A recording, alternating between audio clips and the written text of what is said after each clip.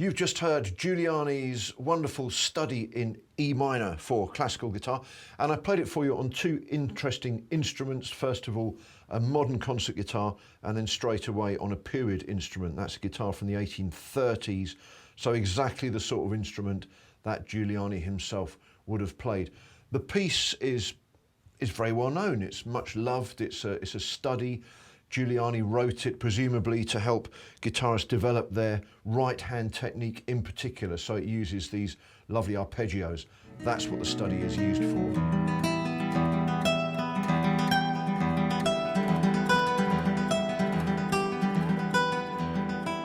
This piece is made up of sextuplets. That's 6 notes that run from the thumb on the bottom string up through the fingers, I, M, A. That makes the 6. 1, 2, 3, 4, 5, 6. 1, 2, 3, 4, 5, 6. P, I, M, A, M, I.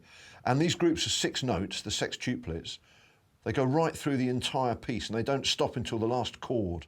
It's interesting that Giuliani writes this out in 4/4. There are 4 quarter notes, 4 beats in the bar, but he crams the 6 notes into the 4 beats. So it's 1, 2, 3, 4, 5, 6, 2, 3, 3, 2, 3, 4, 4, 2, 3, 4, 5, 6. So it's still running in 4s, but each of the beats has those 6 notes. 1, 2, 3, 4. We'll show this on the music in just a moment. Something else though, it's really nice if you know what key you are playing in. So try and identify the key of the piece, and I'll teach you a trick here. So if you go 1 note down from that F sharp that you can see just to the right of the treble clef there, that gives you the key note. So 1 step down from the F sharp takes you to the note of E. This 1 step down from the last sharp of any key signature, it gives you the minor key, not the major. That's the little trick. And now let's look at the actual opening notes in bar 1. And these also give the key away. You can see that these notes are a whole beautiful rolling arpeggio, all in E minor. That's an E minor chord there. So now let's have another look at the film of me playing the piece, and this time I'm going to supply a commentary. Don't forget, stop the film if you need some thinking time. So the 3rd finger is key here. It goes all the way up the 4th string.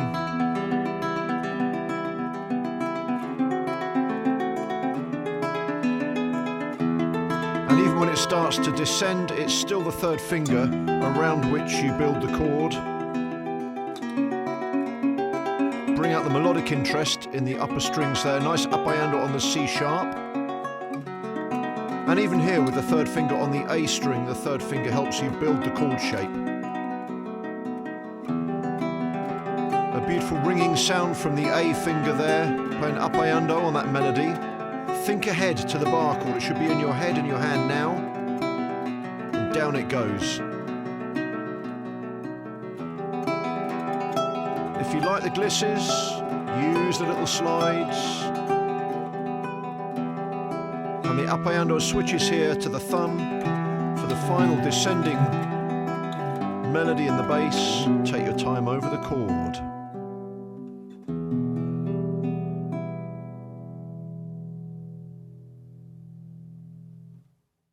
Right, I've grabbed my guitar now because there are just 3 little areas that I want to concentrate on. You should be becoming fairly familiar with this piece now, but I know from experience that these are little places that people find difficult. So let's go straight to bars 13 and 14.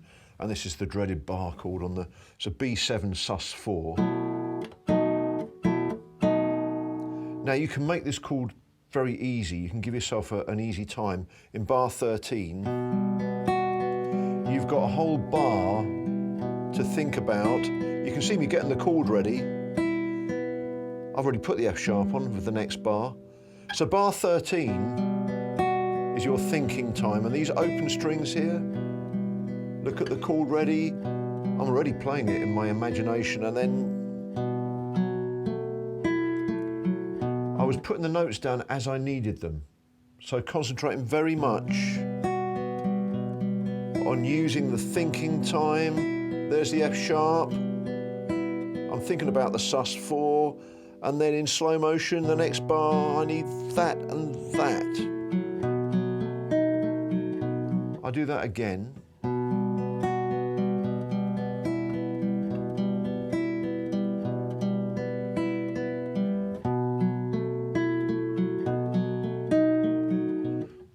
peasy. You have to look ahead. You have to imagine yourself ahead and prepare your hand. Put on the notes as you need them. The next thing is the melodic section towards the end, which I love playing with my second finger.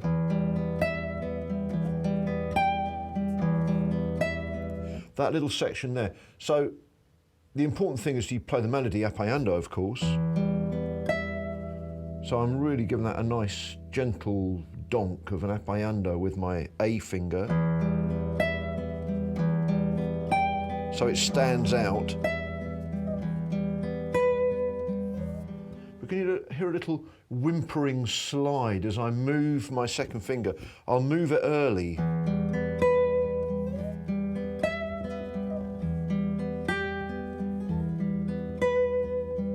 And on the D string, appaiando thumb, must be appaiando.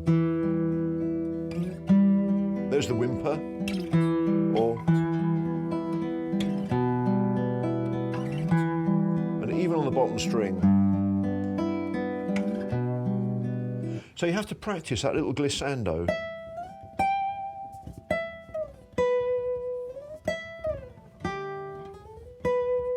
It's the sound in between the notes that you're searching for. Keep the pressure on. Ooh. Keep the pressure. Kind of holds your attention more. And then last of all, last but not least, it's the chord on the end. Most difficult bar of all. You've got to hit this chord beautifully. That wasn't good.